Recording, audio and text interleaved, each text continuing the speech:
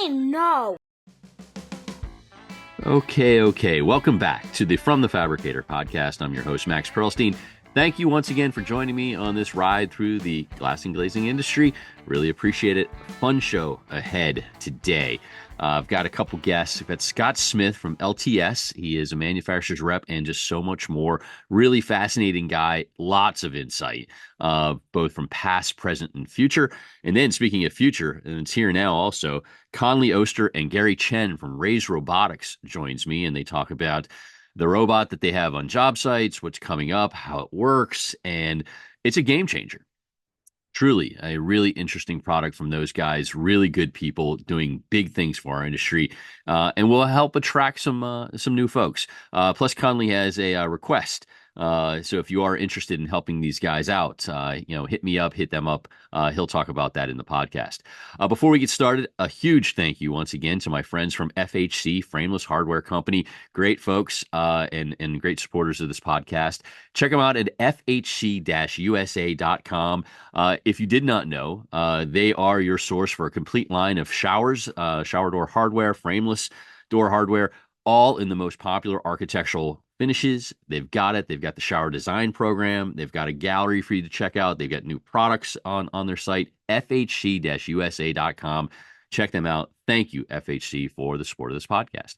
All right, let's get into it. We kick it off with Scott. Again, great interview, at least in my opinion. I'm biased. And then Conley and Gary, and we'll see you on the other side with the TV picks of the month. Thank you. See you we go.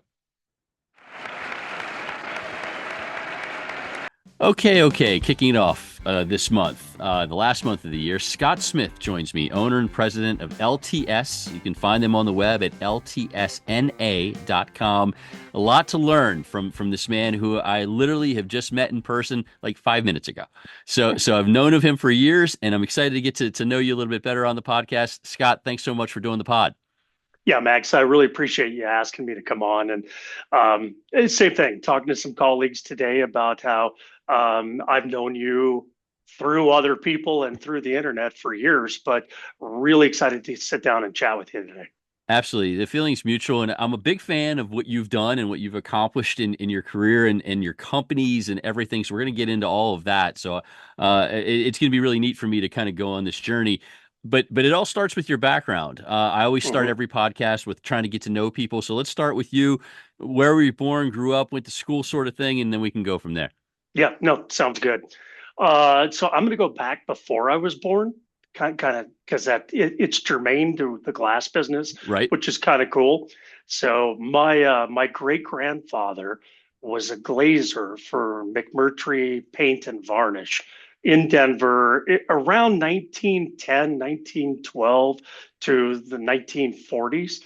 And that was back before there were glass companies. The paint guys did all of that work, right? Yep. And then and I remember going into his basement as a young child, and he had his glass wheels and his beveling machines, and really cool. And then skip a generation, his grandson, my father, Leonard Smith, was in the industry his entire career. Worked in as an estimator, project manager, coordinator for various companies in Colorado and then Southern California. Nice. So I was born and raised here in Denver, Colorado, kind of raised in a glass house, to be perfectly honest. I'd go with my dad on the weekends and they'd be doing inventory and I'd climb on the trucks or, do all the things you probably wouldn't let kids do today. But Right. it was really fun at the time. And then graduated from a local high school here, Arapahoe High School, in '85, and then was fortunate enough. I went to University of Nebraska, Lincoln, so big Husker. Yep. Graduated in 1990 from there. Pursued grad school for a little while after that, back in Colorado, and then in 1994, I was hired on with Conair. Okay. As the territory sales rep for Omaha, Kansas City, and all of the kind of rural areas around Nebraska, Kansas, and Iowa. Gotcha. Yeah. So Go ahead, Max. Sorry. Well, I was gonna say, so before we go into your career, you know me, I'm a sports fan, and so Yes. how does a Colorado guy, and this is the time where Colorado and Nebraska had a pretty healthy rivalry, Yeah. you had a lot going. How does a Colorado guy go to Nebraska? Did that cause some problems in the family? So that's a really good question. Yeah. I first generation college in my family. Okay. Okay, so growing up in Denver, my neighbors and one of my best friends, they were huge Nebraska fans. Okay, Okay. so now I'm talking, mid 70s, late 70s, early 80s. And at that time, CU and CSU just weren't very good or True. competitive. Pre I mean, pre McCartney years. Yeah, yeah, absolutely. you're going back to the powder blue days, Yeah, of Fairbanks, which no true CU fan will even admit that ever happened. exactly. Um, so that's how and then I went hunting there and those kind of things, and it was just a little bit better fit for me. So Okay. Okay. now fast forward, my wife, her father, my sister-in-law, they're all CU people. So it's been touch and go for a number of years. No Yeah. doubt, no doubt. That I give you credit. You went to big time enemy territory, right when things started to kind of blossom a Oh little bit. yeah, because Colorado was very, very good in 1990. When I Yeah, graduated. Yeah. yeah. You started to run into the Cordell Stewart years, and then oh Yep. my gosh, yeah. But again, you went go big red, and so Uh, that's a beautiful thing. Lincoln's a great city. All right, so you're at Con Air, which yeah. is great because I that's one thing I really did not know is where you started because your dad being in the business, was this a Yep. decision that your dad said, hey, I don't want you in the business, I want you to learn on your own? How did you skip off to Con Air versus going with him?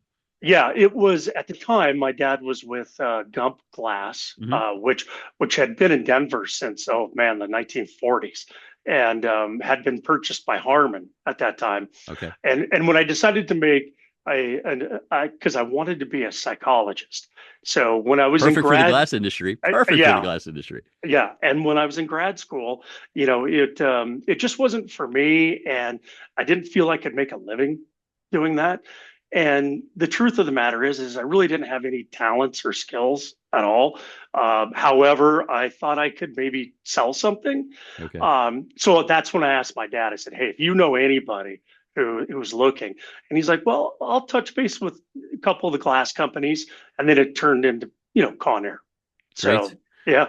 Great. And so you're at Con Air for how long? And where do you go from there? Yeah, so I'm a Conair from 94 to 97. Okay. And at that time, uh, Conair was going to, because Omaha was kind of a start off destination, right? Hmm. And they were going to either move me to Denver or perhaps Dallas. And in 1994, my dad and his partner, some of your old time listeners will remember a gentleman named Lauren Howe. Hmm. They started Architectural Sales of Colorado in Okay. '94. So in '97, it just kind of made sense for me to move into the rep business with them. Gotcha. Gotcha. And LTS is your father's initials, and so that's where Yeah, that came very from. good. Yep. So the original company, Architectural Sales of Colorado, that's the original rep company. Right. And then we kind of morphed it into ASC. And then, we've rebranded into LTS. And you're exactly right. It's really cool because back in the day when we faxed everything, Hmm.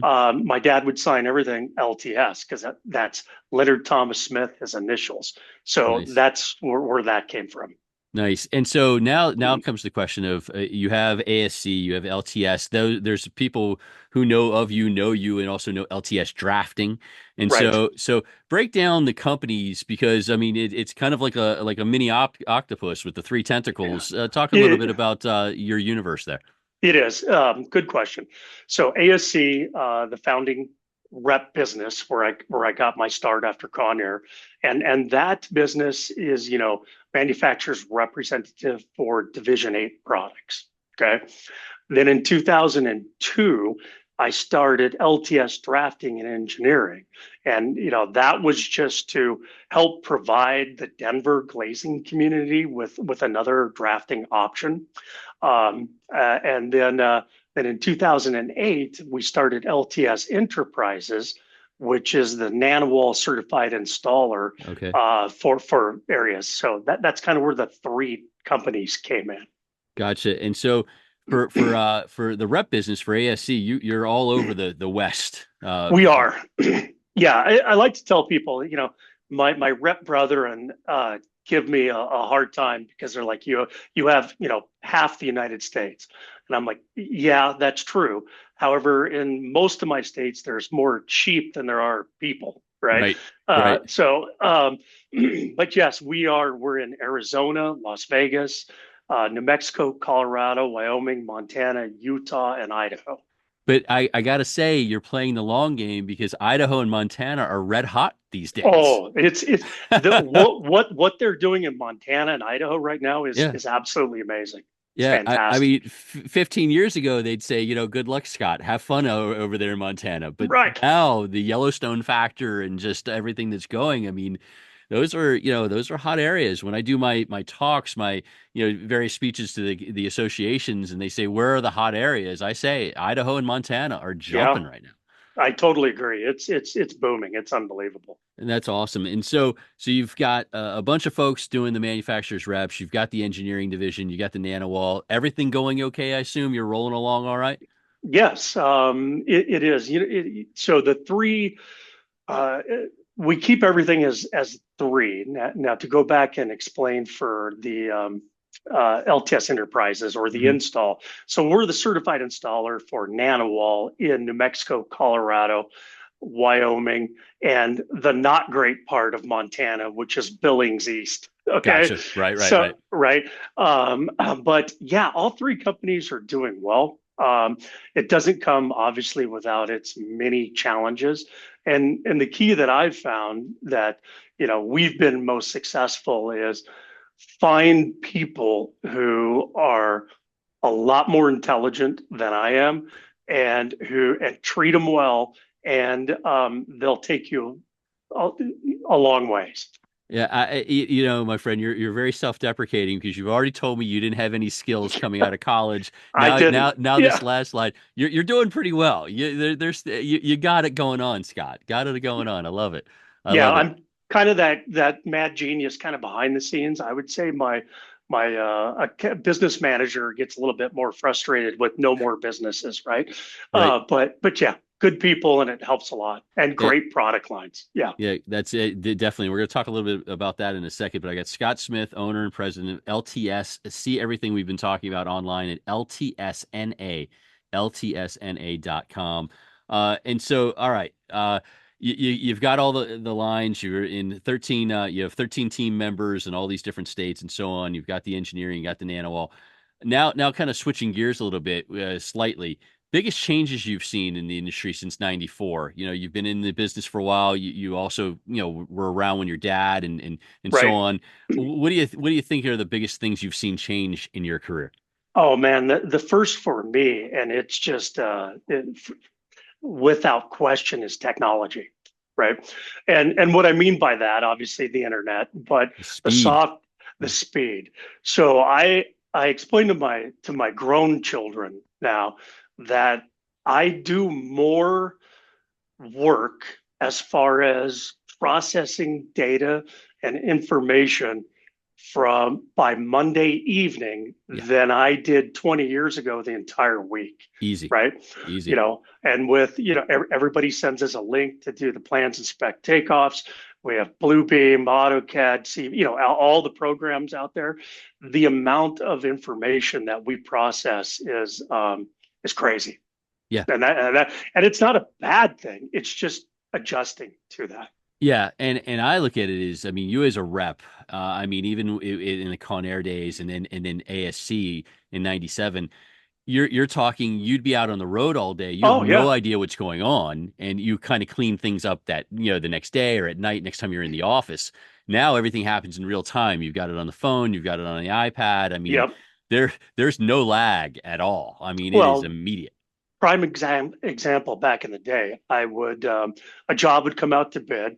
You would go to the plan room to try to do a takeoff, or you would go to the general contractor's office. You'd Right. get a set of the drawings, you'd review them, you would mail them to your estimator at the factory, Right. right? Right. And 3 weeks later, I would receive a fax with the quote to go to my customers, right? 3 weeks later. Where now I can have that done by the end of the day, Monday. Yeah. Yeah. Yeah. Speed is huge. Speed is huge. And then as we were, chatting, back and forth before we set this up, the one interesting that you put on there, shifting of responsibility. And Yes. that's a huge one different between, 30 years ago and so on versus now, the responsibility shift, and it's getting worse too. Oh, yes, yes. So, at a higher level, when I started, and I was in Omaha, and for those of you listening who don't know about Omaha, they have some heavy hitter architecture firms there, and they, Leo Daly, HDR, Dana Larson Rubel, and these firms have been around a very long time, and they carried a heavy stick, and they Mhm. were contracted with the owner, right? And then most things went out to bid to the general contractor and on down from there. But nowadays, the architect's role has certainly changed. They're very important, but it's a lot more to do with the general contractor. And now, on top of all of that, the responsibilities have changed tremendously. I mean, when an architect put a job out to bid in 1995, they knew what they wanted, and you had what I would call true CDs, contract documents, right? Nowadays we're literally awarded work off of SDs, and it's multi-million dollar packages, and there's 4 or 5 details drawn, right? And then of course we've got delegated design and Yeah. everything that's come with that. So huge change. Yeah, the delegated design one is one that comes up every year when we plan BEC. People Yeah, want to talk about that, and it gets more prominent every year, and it's scary because we in the glass industry, a lot of times you've got to jump in there and do what you got to do when you can do it, or else, right. and it's frightening to take on that role for some people. It is. Yeah. And that really kind of goes more to our drafting Right. engineering division, where we're licensed in 43 states around the United States. So we will assume that responsibility for our glazing partner, Nice. and we carry the proper insurance for that. But yeah, Max, I agree. I mean, when you're bidding off a very informal at best documents, and they're holding your feet to the fire on that, it can be a scary world. No doubt, no doubt. And then one of the other ones I wanted to hit on was the shifting of the power from the architect to the GC. And you kind of Yeah, mentioned a little bit about where the architect was so powerful. The GC, like I think the light bulb went off, and yeah, they're like, "Hey, we do control this game." And it's funny, you see it kind of like even with AIA as a show. right. People still want to get in front of the architect, but the real money and the real kind of connection is with the GC. Yes, Uh, and, totally agree. and I assume, again, with everything that you bring to the table, you guys have solved that little, riddle, I guess. We have. We've had to pivot. Back in the day, as an independent rep, you didn't call on a GC. No. It was forbidden almost, right? Yes. The glazing subcontractors, like, that's my customer. Stay out of there. You can go work with the architect. But now it's welcomed by many of our glazing subcontractors, because they know we're in there pre-engineering with the GC, right? Trying to say, hey, wait a minute, this isn't going to be storefront. This needs to be curtain wall, and this type of curtain wall. And our presentations have changed to kind of go more after the general contractors. Right. So yeah, very different. And I actually like it at this point because so many architects just started to zone out, on Yeah, certain things, and the education got to the point where they're just there to get the credit. They didn't really want to listen, and a lot of vendors were creating things just to be able to deliver the credit, right. and so really nobody was learning. So it is a little bit of a better way. So for Yep. for sure, for sure.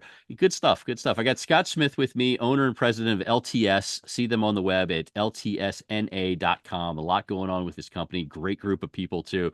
My fun question, you're not into this fun question as much as some people are, but I'm very curious because we got to talk about this.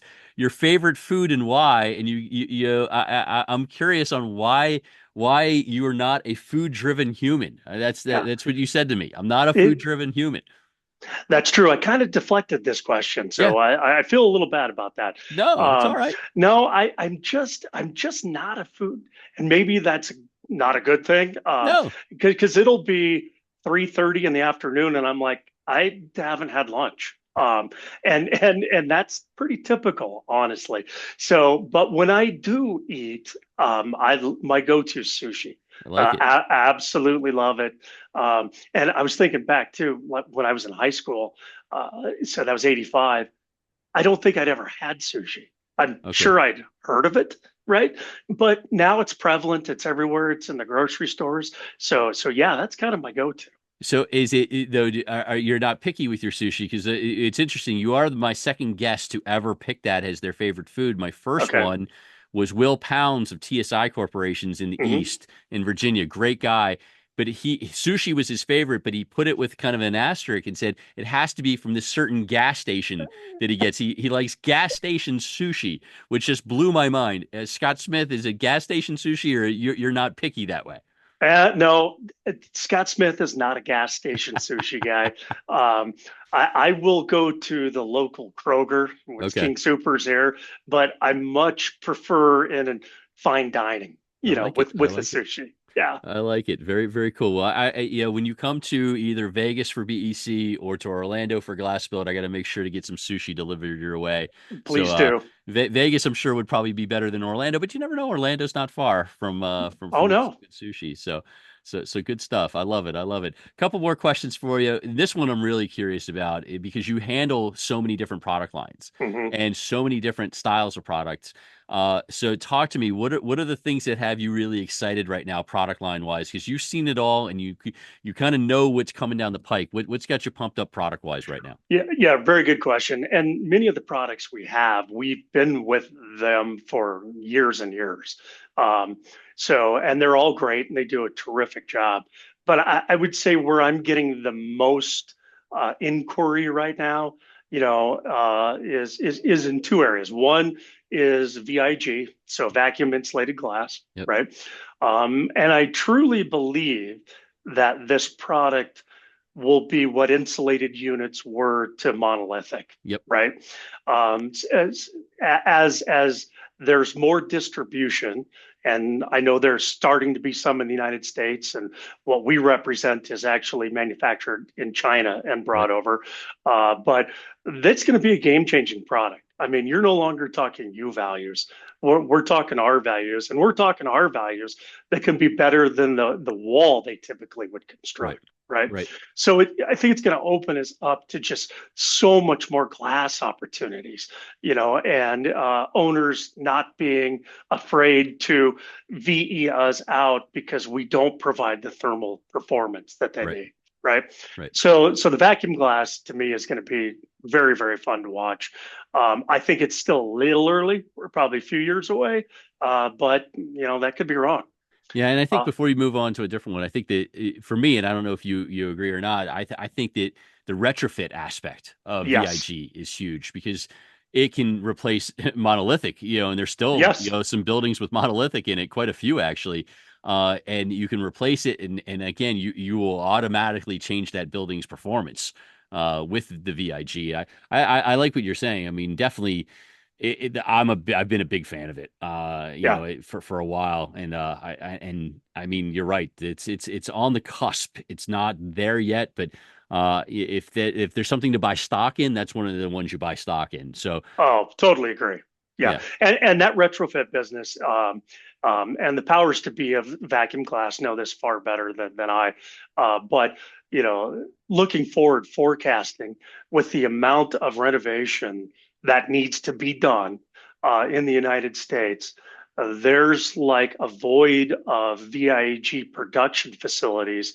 There's one in the right, United States, and it looks like there needs to be about 20, right? yeah. So I really am encouraged to see where this is going to go. Yeah, it's going to be Yeah, exciting. It's going to be exciting. There's a lot to go, and it's good for our industry. it We need is. to, and I mean, we take a lot of heat, like you said. We get V'd out a lot of times, and we've had the battle for the wall. This helps kind of put us on equal footing, or even above footing when you look at the R values. So Yeah, totally agree.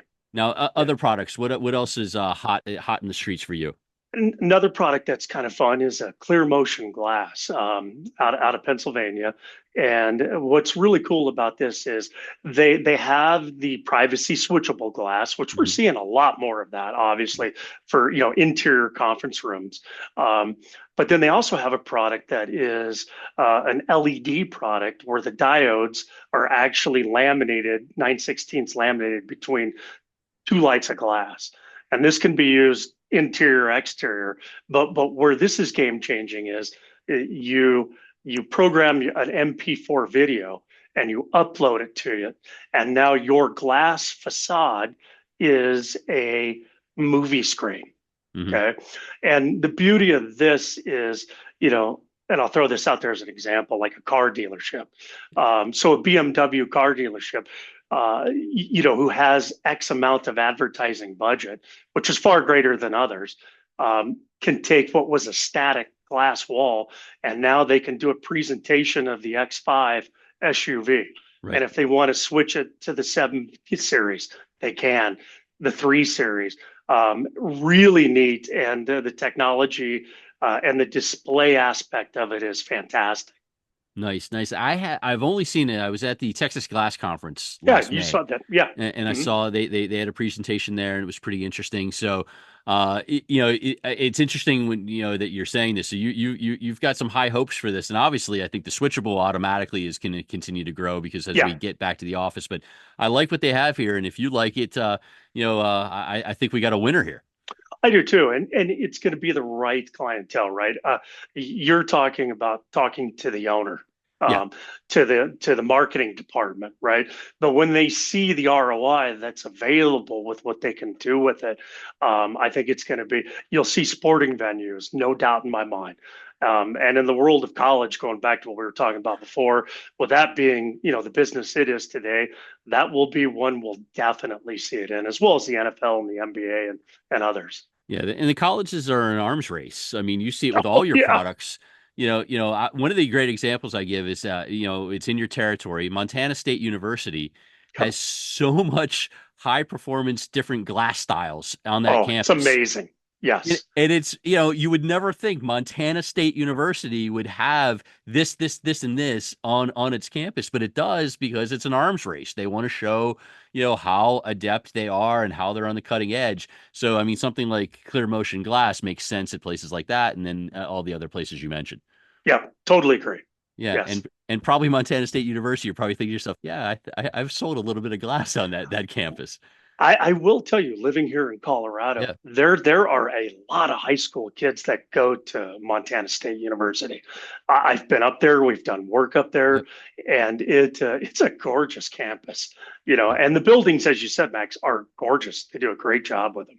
Yeah, stunning, stunning. It's one of those places that people, they would say, oh, I'd expect it for New York or Chicago, LA, Oh, sort of you're thing. right. But Montana Not in State, Bozeman, Montana, yeah, right? they know what they're doing. They know what they're doing. Got Scott Smith with me, owner and president of LTS. You find them on the web, ltsna.com. A couple more questions for you.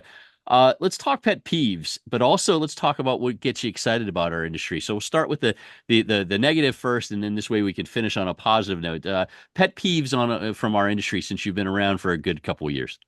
Sure. So the main pet peeve that I have kind of dovetails back to what we discussed earlier, Yeah. and that's really the shifting of the responsibility.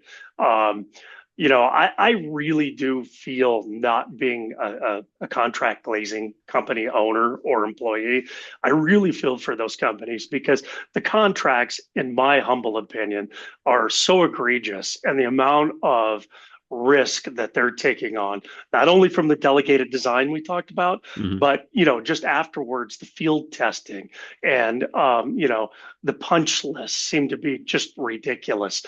And so that's a huge pet peeve of mine. I don't think that's going to change, but it's just something that I wish our industry didn't have to champion as much as they do. No, absolutely. It puts it all on us. And then again, the speed of things, Yeah, it allows things to be missed too. So it that's what, does. which is Yeah. which is not good. Now, on the flip side, what invigorates you? What fires you up? What gets you up in the morning? So the technology we talked about already, which I really like and Yep. enjoy, um, I really like the new generations coming into glass and glazing, and I am very excited about that. Um, everyone's banging on the millennials or different generations, and believe me, they said that about my generation as well. That's just what generations do. Right. But I love coming to work and listening to uh, a younger person who's been in the industry 3, 4 years ask a question, and specifically a question I can't answer, which I really like that challenge. I think we are in good hands. We need to train better than we're training, Yes. right? And that's imperative, and that has to happen. I mean, but that part of the job to me is one of the most exciting, and the other part it dovetails with that as well too is the remote work. Yeah. I'm now working with project managers that the project is in Ohio and they live in Florida, Right. right? And as atypical as we thought that would ever be, it's become much more of the norm, and I'm afraid maybe we're working too much. That could be the downside of it, but that invigorates me too. It's really fun to see how glass and glazing is evolving with other companies. No doubt. And so a couple of comments on that. One, you nailed it about the generations because you and I grew up around the same time and we both got I had to walk to school uphill both ways, carrying 50 pounds of ice on my back sort of thing, so we've been through it. So you're right. It goes from Hmm. generation to generation. And I just think that you're dead on about the training. We have to Hmm. keep getting better. I'm excited that NGA now for members, all the training is free. MyGlassClass.com is free for members. That will definitely help open some things up. We just have to keep opening where we can embrace that younger generation and say, come on in, see what we've got. It's a great industry. People get in it, never leave because it's a great industry with great cultures. But the training is so crucial because I've recently heard stories of a younger guy joining a company and they just set him in a corner and he did not get trained. He was just hung out to Hmm. dry and he was a wreck. And that's heartbreaking to hear because it's like we need those people. You gotta carry them a little bit and then they'll be fine. Right. But I hate hearing when that happens. We've actually used your platform, which is great. And I'm going to move on to the drafting engineering side Yeah, of this yeah, too. So when we have new engineers come in, and we do a lot of internships with University of Colorado, Boulder, Denver, Colorado nice. State, and Colorado School of Mines. Right now we have two interns in with us, and that's one of the first things we do is go to the NGA platform and show them what it is they're going to learn, right? Because in the past, we didn't do a very good job of this. And on an exit interview with an intern or a new employee, the response inevitably was, I don't want to be pigeonholed as a glass engineer.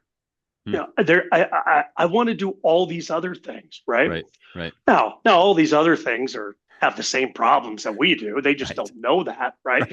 right. But now we're getting, and then we get them involved in projects right away, and we're like, okay, that 32 story that we're doing down in Dallas, I'm a part of that, right? Yeah. And they're starting to understand what the glass and glazing industry is and where it's going to go, and they really are starting to like to be a part of that. So Do you think that the more and more BIM, more and more CAD, and some of the more video game sort of aspect things, it makes the glass a little bit more exciting than it was probably 20 years ago when it was a little bit of a struggle design wise? yeah, I agree with that wholeheartedly.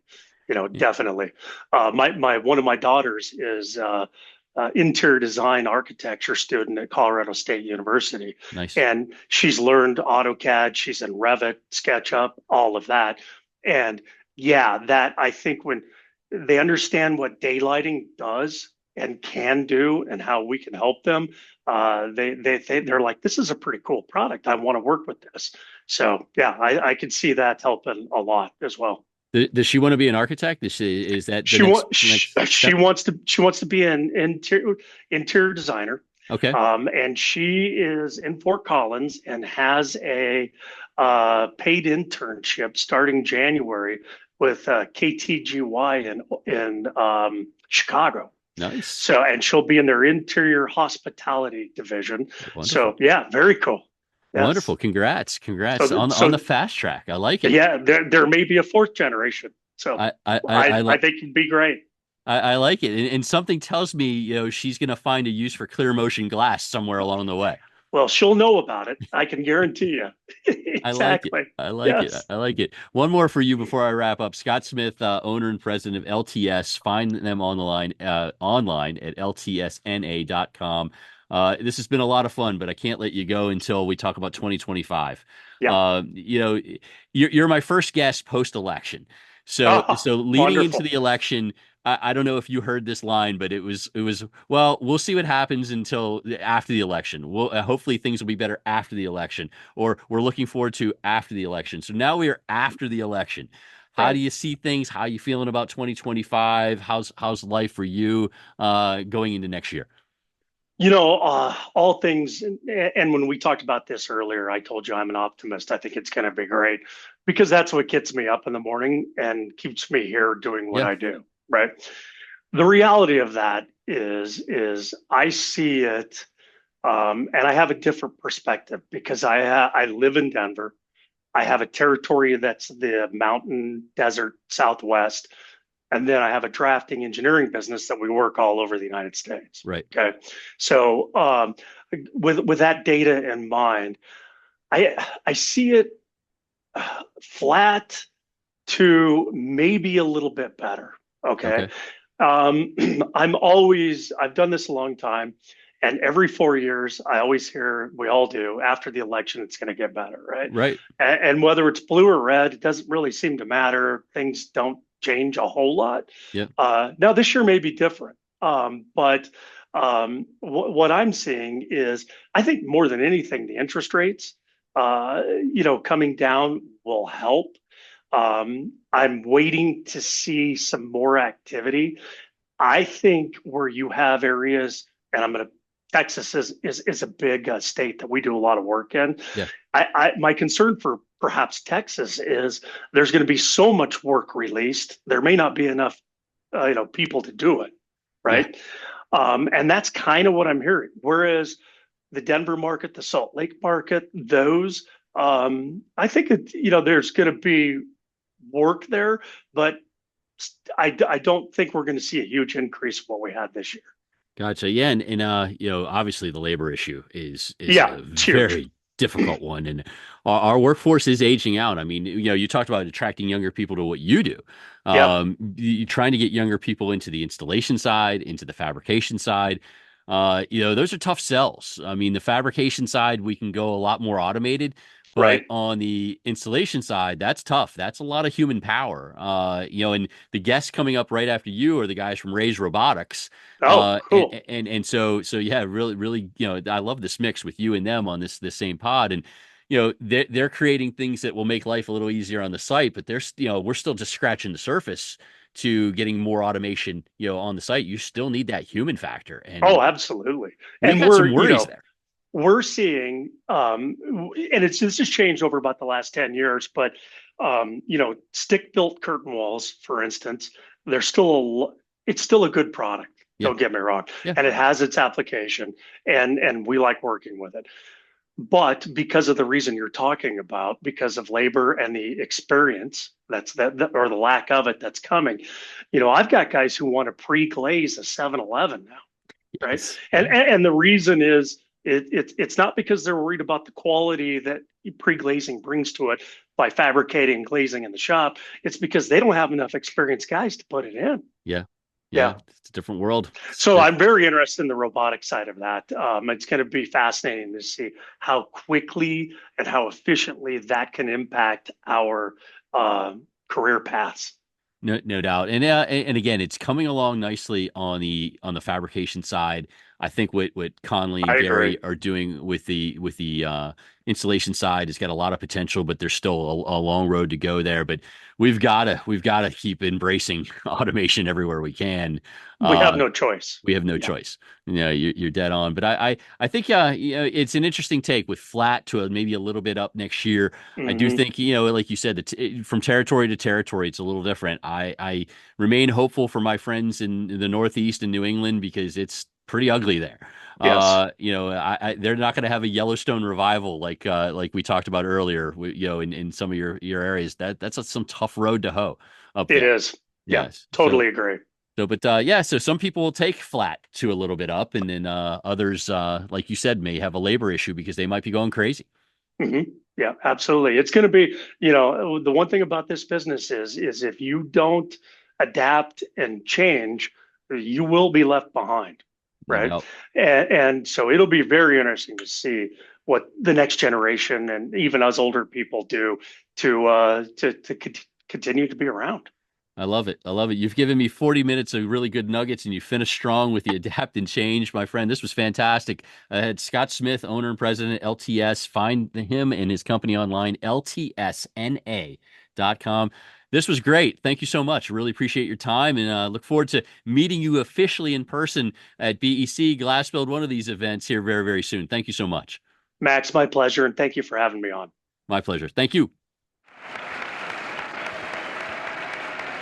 Hey glazers and fabricators, FHC, the Frameless Hardware Company, is here to support your business. In addition to offering a complete selection of glazing tools and supplies to get the job done right, we design, engineer, and manufacture a comprehensive offering of frameless shower door systems, heavy glass doors, aluminum entrances and storefronts, architectural railings, transaction and display hardware. Privately owned and American made, FHC prioritizes you, the customer. You now have a choice. Visit fhc-usa.com.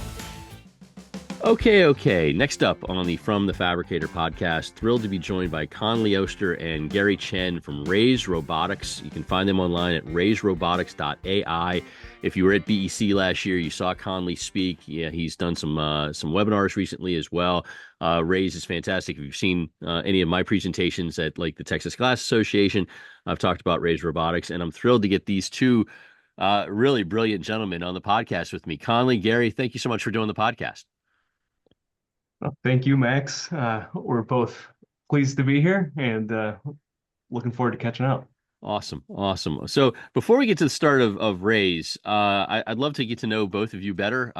Conley, I know you a little bit. Gary, I don't know you at all. So this is exciting for me. So I'm going to start with you, Gary. Talk to me. Where were you born? Where'd you grow up? And how did you find your way into robotics for the glass and glazing industry?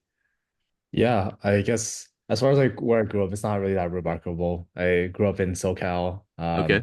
Yeah, but my parents did have a warehousing business growing up, so it's actually where I got some, thoughts about where we could start something in construction. I reached out to Conley first, doing some work on rigging. But that's transformed since then. Right. As far as like, immediately before Raise, I used to work on autonomous vehicles. So my background's more on the robotics side. Worked a bit at this company called Weibo, and then before that, worked a bit or was trying to take some research that we were doing at UC Berkeley to market. So Okay. a lot of fun stuff there. But definitely doing Raise is definitely very different, but it's been a very exciting journey so far, and I had a lot of fun with what we're building today. I love it. And now, Conley, your past, love to hear that a little bit. Yeah, I grew up outside of Atlanta, went to school at Penn State, studied structural engineering, ended up taking a job with Apple as a manufacturing engineer out of college. Really hated the job and decided to go into construction. Randomly kind of fell into an opportunity with Biggie Crane and Rigging out of San Francisco and just fell in love with the space. I mean, it's dynamic. You get to see something different every single day. You got to see a lot of the in and outs of the city that no one else gets to see, and solve a lot of kind of cool problems. So love the space, and then continued over at ML Crane Group on the East Coast over the last couple of years. Nice.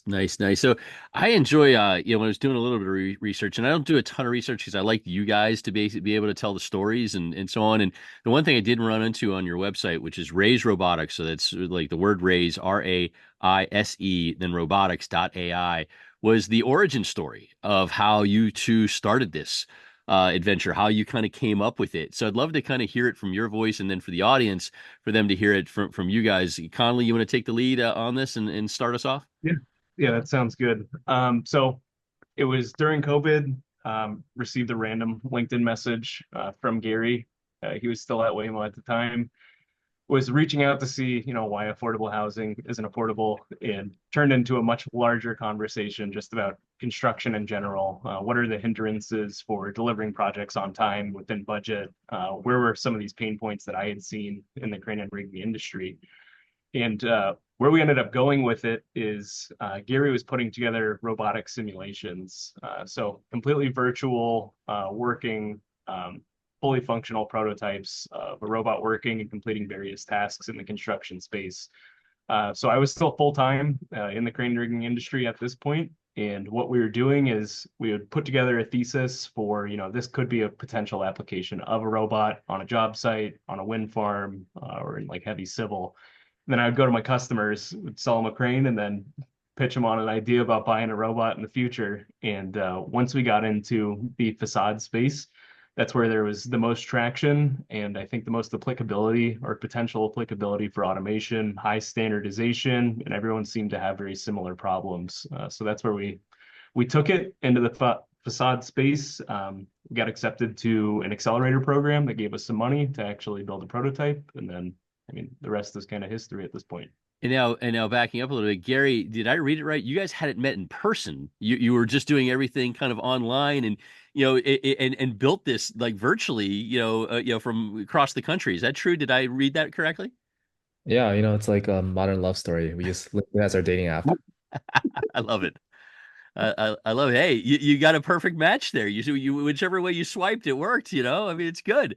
I have no idea about the whole swiping thing. I only know that people do it, but that's great. So you it was nice because you guys had the way it came together, and the way I read it and the way you just explained it is you had a lot of applicable skills, and you're looking for a place you could disrupt and help.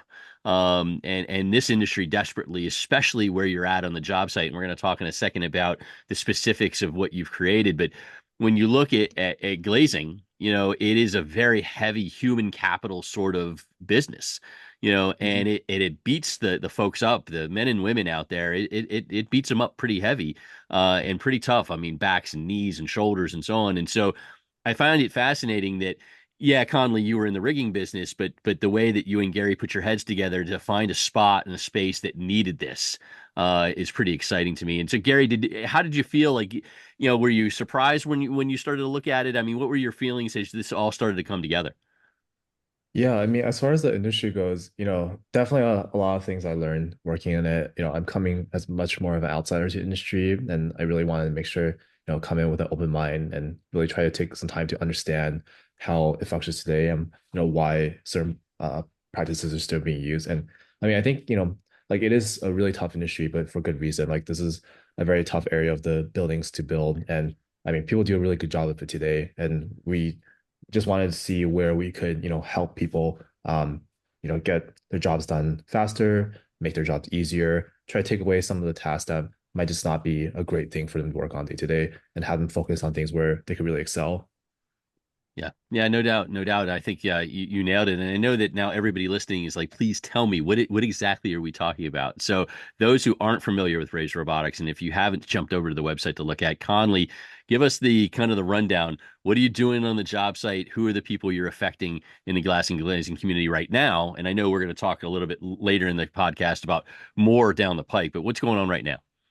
Yeah. So right now, our primary service offerings are using our multi-purpose robot. So we have, I would say, a robot platform. I like to equate it to kind of similar to a skid steer, where you can put different bucket attachments on it to do different tasks on site. With us, it's a dual arm mobile manipulator, looks like a spider crane, and then it has swappable end effector tools on board. So essentially a toolbox that's mounted onto the robot allows us to switch between a layout tool to complete layout, some probes to complete concrete inspections, and then gripper fingers to complete bracket installations, as well as a hammer drill to complete some penetrations and actual drilling scopes of work. We do have quite a few other applications that are in development right now, but yeah, we'll talk about those in a minute. Neat, neat, neat. And so Gary, anything, surprise you as you dug into this, especially with Conley being a part in the rigging world and the cranes, he kind of had that head start for you getting into it. Anything surprise you? Anything, maybe go off and say, wow, I can't believe they never thought of that and you jumped all over it. Anything surprise you along the way? Yeah, I mean, I guess as far as like the work that we were focusing on, I think one thing that definitely was interesting to me was just like how like the work position today when you're doing some of this work for bracket installations, working at the edge, it can be very physically demanding. We've Yes. done out and done a couple of actually probably weeks now of that type of work ourselves just to get a sense of what it feels like. And I think that's definitely something what surprises me is that like people can do that day after day. Like it's something that, just us doing a couple hours each day, we got tired out pretty quickly. Yeah. Yeah. It's funny, those who aren't involved in the glass industry and they see these beautiful skyscrapers and these buildings of all sizes, they don't realize, what the glazer goes through. I mean, to put these things in, and like you're talking about, the contortion of the body, laying down kind of sideways. And I mean, so you did that. So I give you full credit for getting down there because I'd one bracket in, they'd be taking me to the hospital. I'd be a mess. Yeah. Well, it helped that I actually like climbing. So, I got some fall training before I guess I ever got on site. Nice, very nice, very nice. So I guess the big question. So you have so the robots are on site. You've had some experience because I've talked about it. I've shown some videos, and again, I know you've talked about it at BEC Conley. How's it going now? How's the process? Are you happy, with it? Where do you feel like you're at right now? Yeah, I think stepping back from it, it is going very well. We're scaling up commercial deployments with our existing customers right now. And then soon we'll have additional kind of robot power to begin onboarding some new customers. That's been the biggest limitation for us. It's just number of robots available. But we recently closed the fundraising round, so going to be building out quite a few more robots and tapping into that backlog this coming year. I think, as far as timing, if we look back 3 years ago, we've almost hit all of our deliverable timelines Nice, perfectly from nice. 3 years out, which is, I think, very good, especially for any company, but specifically a robotics company. Robotic startups are usually pretty slow developing. You're looking for payback in 8 to 10 years. I would say right now we're probably 2 or 3 times faster than any competitor in the marketplace. So doing good, doing good. I think both of us still wish it could go faster. We could develop more quickly. It's just business in general, I guess. But when you're dealing with technology that is, it's there to help others and it's intertwining with the safety of others as well. There is kind of a development speed limit, I think, Right. that needs to be put in place. So you don't want to move too fast. I think we're tracking well. Wonderful, wonderful. Yeah, no, yeah, you do have to kind of play the level a little bit because you don't want to skip any steps when you're 40 floors above ground and controlling something like that. So that's the safety does Exactly. matter. Yeah, I mean, if we're a company that's around to improve safety, us operating unsafely, it's completely unacceptable. So Yeah, no, that makes sense. And now Gary, Waymo is the driverless car company. Was that, do I know that correctly, or am I thinking of a different company? Yeah, exactly. Okay, and so no thought of making this a driverless robot that we don't need somebody to work the machines, or is that coming in 2.0 or 3.0 where the robot does everything and we don't even need somebody with the controllers? I think that's kind of the unspoken secret of robots is that no matter, how automated it looks, there's a lot of people behind the scenes who are making it work, right? Like no matter how automated a system gets, somebody needs to be there to set it up, oversee it, maintain it. And I actually think that is actually a very fun job. Like that's something that you can turn into something that's very enjoyable, Yep. like getting people to learn to operate these systems. I think that could be something that, especially younger construction workers could jump on really quickly. And that's you kind of you jumped all over it and I was kind of joking, but I think yeah, I love what you had to say there. And we do have a severe labor issue in our industry, and that's one of the reasons that what you're creating is so important. But also the attraction of somebody who is on the younger side, who grew up playing video games and loves electronics and loves things like this. This lands right in their lap. To be able to program and work and control. I think that's fascinating. And you're right. This could, really help our labor problem. Yeah. For sure, for sure. Very good. I'm with Conley. Did I screw up your last name? Is Oster or Oster? Tell Oster. Oh, Oster. you're good. So I'm with Conley Oster, Gary Chen, Raise Robotics. See them online at raiserobotics.ai. You can see everything that I'm talking about. And mixing it up here, I always do a fun question, and I'm really curious with you two guys. Who is your role model or your inspiration? I'll start with you, Gary. Who's the big role model or inspiration in your world? Yeah, that's a tough one. Honestly, like I think like I had a lot of different like role models growing up, but now like I actually go to my mom a lot for business advice. Nice. She is a very scary negotiator. If I ever have a problem, I'm like, hey, like this shipping company is like quoting us this much money. She's like, that's insane. Like you need to go back there and I love they it. discount. So I guess right now, like that's who I instantly reach out to if I ever have a question. It's like insurance, shipping, any sort of business stuff. I love it. I love it. Moms rock, man, and they take no prisoners. That's for sure. My kids call my wife Sarge because she takes no prisoners. So yeah, so I love it. And I love the advice you're getting from your mom. Conley, how about you? Who's the inspiration or role model in your world? Yeah, I won't deviate too far from Gary's answer. Mine is my dad for sure. Love it. Taught me the value of hard work. His own company as well. And I think a big takeaway growing up is just to have a sense of humor. Everyone's going to go through tough times. You're going to go through tough times, business will as well. Just try to find the silver lining in any conversation. Anytime you meet someone, try to make a joke, as long Love as it. it's timely.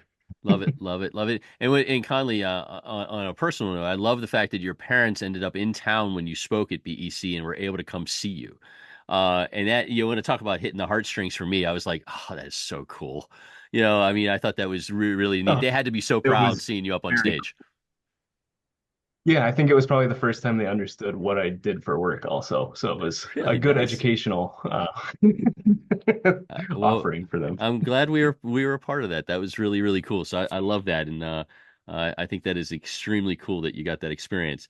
All right, a few more questions for you guys because I know you got a ton going on. It is a holiday week. This is coming out after the holiday here in the U.S., but we're recording it right before, so it's a tough time. But I appreciate you taking that time.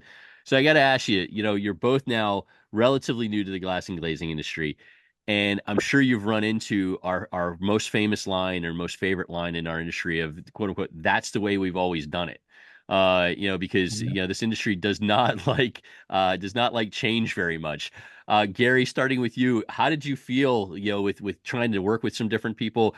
Were people embracing to you, or did you feel like, oh my gosh, it's like moving a big, boulder uphill sort of thing? Yeah, like like I mentioned before, coming into the industry, I know that I'm an outsider. Like I think if you go to any industry, it's very easy to go and start nitpicking, like, oh, why do you do this way? Why do you do this? There's so much better ways to do it. But unless you truly understand, what people have to work with and constraints are people working around, you don't really truly see the big picture. That's something I really try to focus on. There are definitely a lot of areas where people are like resistant to change, but a lot of it is for good reason. I mean, this is a very high risk scope of work, and Yeah. any change you make can have a very big impact. So we wanted to really make sure that when we start talking to people, if they had concerns, that those are the things we really talk through first, not so much, react to. No, Try to really get an understanding of where these concerns are coming from and make sure that we're actually truly addressing them, not just brushing them aside. nice, nice. And Conley, how about you? I know you've been a little bit more the front facing, of the duo of you and Gary, and so you've probably had a little bit different sort of interactions. How's it been with the kind of our industry slowness to adapt and you helping people over the hump?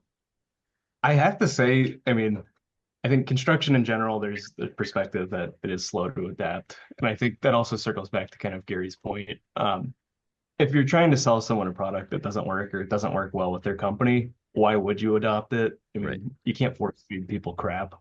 Um, so, I mean, with that in mind, I think glass and glazing, I've been shocked by just how open the industry actually is Great. and I would say, level of conversation and curiosity that installers have about our product.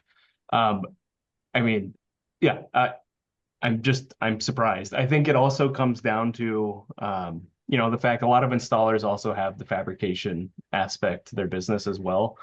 So there's already some understanding of, CNCs or automation at the factory level. So the extension into the field, it's kind of a natural progression. And then also, I think one of the biggest helps for us in the I would say just ease of adoption for our customers has been the fact that glass manipulators are called glass robots. Right. And it's kind of a misnomer, but it's perfect because then we're just like, there's just another glass robot showing up on the project. So the adoption's been much better than I thought it would be, honestly. I've been very impressed, and I really enjoy our customers. Good deal. Good deal. Well, you're doing some great work with them and making a huge difference for sure. That's for sure. A couple more questions for Conley and Gary. Raise Robotics, raiserobotics.ai is the website. So Conley, my friend, you've been making the rounds with the webinars and things like that. Spoke at BEC. How did it all go? Are you liking this star role here that you've been playing, doing all these different shows here? And why isn't Gary? Why are we not bringing Gary onto some of these things? Why are you hogging all the spotlight? Oh, no, Gary, you can have the spotlight. Gary's a much better public speaker than I am, and he's much more intelligent than I am. But I have to say, the BEC, the webinars, everything's been going great. Again, I'm truly shocked. I'm honored with how positive the feedback is. I mean, as a technology provider going into construction, I don't really anticipate having a lot of great engagement during these conversations or webinars. But again, been shocked. I mean, on our webinar last week, almost 100% attendance from initial kickoff all the way through closeout. So very good signal from the customer side. I think there's genuine curiosity and a genuine interest, as there should be. If you have a technology that can improve your business operations, improve safety, and improve your throughput as a company, yeah, I think it's worth looking into. So again, it's been going really well. No doubt, no doubt. Gary, have you picked on him? Does he need an agent these days? Or does he have to make an appointment to talk to him? Since that one 100% people stayed on the webinar. Nobody does that. Yeah, we're gonna change Gary's acronym from CEO to CEO, but it's gonna be Conley's Executive Officer. Oh, Yeah, I'm gonna be his personal assistant moving forward. I love it. I Still love waiting it. for my autograph. That's it. That's it. You got to get that. Got to get that. I do think, before we move to our last couple questions, I do think some of your success has come from the fact that, you used the word genuine, Conley. I think that you both, present yourselves very genuine. You both threw yourself into this industry. The fact that you went and you did the work on site and you didn't sit behind a desk sort of thing and say, this is how I envision it. You actually went and did it. I think that gained a lot of respect, and that's I think what a lot of people in this world and a lot of other worlds want to see is, hey, walk in my shoes for a couple days, and kudos to you guys. I think you did it. I really do. Very nice, very nice. Thank you. So a couple more questions for Conley and Gary. Raise Robotics, raiserobotics.ai, and a good site to check out. What's next? I mean, we talked earlier about you've got this robot that goes on to, the job site, helps with the curtain wall. You have all the different sort of, measures and mechanisms on there to do a few things, a few very important things, especially when it comes to safety and the health of the person that's doing the installing. But can you share? I know a lot you can't share because you've got so much in development, but can you share what's kind of in the immediate future here, 2.0? Gary, you want to start with that? Yeah, like Conley mentioned, we're currently working with a really great set of customers, and we really just want to continue working with them to get a couple more machines out in the field with them, making sure that we're doing it safely and at a pace that's very reasonable. That's our really main focus, just get more robots out in the world, since we want to make sure we can get as many people access to this technology as we can. Sure. Down the line, we do see that there's a lot of other opportunities to introduce robotics to tackle very similar types of tasks where people are in very challenging physical situations. They need to be reaching far over or far up, and I think those are areas where we definitely like to see if we can develop additional technologies to help make the construction site safer and more effective. I love it. I love it. And Conley, your thoughts? Yeah, I mean, immediate kind of next steps for us, it's going to be expanding the applications on the current platform with the existing customers, like Gary had mentioned. So we do have that new hammer drill attachment that's been integrated with the system. And then we're starting research and development into the subsurface scanning and caulking scopes of work. I would like to just throw it out into the ether, but if there's any companies listening that would like to partner with us on the development of any of the new tools, we're all ears. We're seeking more industry input, make sure we're going down the right rabbit holes. Um, yeah, any feedback on the caulking applications would be greatly appreciated. And yeah, again, just want to make sure we're building something that people at the end of the day are going to want to use. No doubt, no doubt. And I, again, you were on that NAGMA webinar, and I'm sure you perk some people's ears up, and hopefully this too will perk their ears up to get in touch with you, and I'll make sure to note that as well. So again, that goes into what I was saying earlier. A lot of companies that would be in your position wouldn't want to hear from ARP folks and wouldn't put themselves out there to say, hey, we're looking for more participation. So that's what again sets you guys apart, and I'm real impressed. Very cool. All right, so before we wrap up with Conley Oster and Gary Chen, RAISE Robotics, raiserobotics.ai, 2025, we're finally almost here. We finally can put the let's see what happens after the election sort of comment. Now we could put that in cobwebs for another 3.5 years until we bring that back up. 2025, how are you guys feeling, both from your company, but also you're dealing with a lot of people that are planning into the future, and they're trying to book you and say, okay, I need a robot or X amount of robots on site here and there. Gary, I'll start with you. How are you seeing 2025? Yeah, I think it's gonna be an exciting year for us. I think there's a lot of work coming out of the pipeline, and we're really trying to just do right by our customers, make sure we can get the machines there on time, help them get their projects done. I'll turn it over to Conley. Conley, how about you? Yeah, I mean, you hit the nail on the head. As soon as that election happened, it was like things popped in the next 2 weeks. So yeah, I think a lot of projects, what we're seeing is a lot of projects coming off backlogs. As soon as those rate cuts went through also earlier this year, Right. that unlocked a lot of projects as well. Still a lot of focus on institutional and healthcare sectors. And then we're also seeing a more focused shift away from new build and into retrofits. So those are kind of items that we're keeping an eye on, also kind of how we're prioritizing some of these next applications that we focus on as well. But all in all, seems like a good uptick in the industry in the next couple of years. Should be a big boom in building.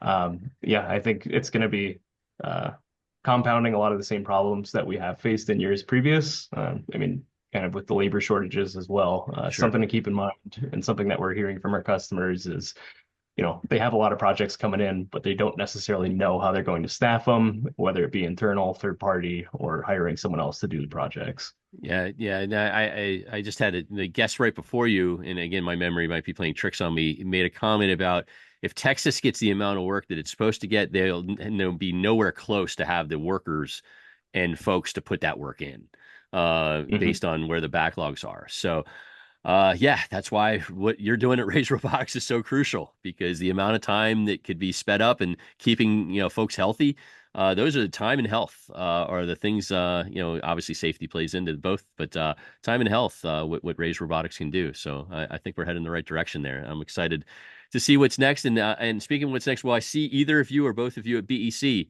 in March in Las Vegas? Is that somewhere on your radar at all? Yes, you'll see me there for sure. Gary, you'll see Gary for sure as well. I love Gary it. loves it. If Gary, hey, beautiful, beautiful. We're gonna have a good time. This is super. So that'll be BEC in March in Vegas. You get to see these guys again. Conley, Gary, thank you so much for taking the time. Any final words on RAISE Robotics? Anything you want to add before I let you guys go? No, sincere thank you to you, Max. No, my pleasure. We really appreciate, talking with you, and then all the opportunities that you've given us as well. So we'd like to continue to do right by NGA, and try to build you guys the best products we can. You are. NGA is proud. I'm honored to work with both of you guys. I wish you the best of a holiday season and a happy and healthy 2025, where RAISE Robotics and NGA and all of us all really kick some tail out there. So thank you so much for doing the podcast, and we'll see you guys in person soon. That sounds great. All right. Thank you, Max. Thank you. Okay. Thank you to Conley and Gary. Just wrapping up that one. And before that, Scott Smith. Good stuff. And please, if you've gotten to this point of the podcast and Conley asked for any insight and partnership and, collaboration, take him up on it. Before we wrap up, FHC, again, thank you to those guys for supporting the podcast. Check them out at fhc-usa.com. If you are in the market on the shower door hardware side, They are the place to be. A complete line of frameless shower door hardware, all the most popular architectural finishes. They've got new products. They've got the shower design program for you to work off of, and so much more. See it all at fhc-usa.com. Thank you to them. Great folks, great company. Before I go, TV time. I'm way behind on a lot of things, but a couple new shows that I'm looking to start, both on Paramount Plus. One called Landman with Billy Bob Thornton, and one called The Agency. Again, probably more empty calories. That's been my play lately, to take my mind off of other things, but good stuff. Landman and The Agency, that's what we're looking at TV-wise. We'll see how that all goes and report back on the next regularly scheduled podcast. The next podcast will be a one-on-one, my year-ender, with a special guest. And then this regular podcast with multiple guests comes back in the new year. So we'll see you then. But thank you so much for listening and supporting and checking it out. Much appreciated. Have a great day and weeks ahead. Oh, the music is stopped.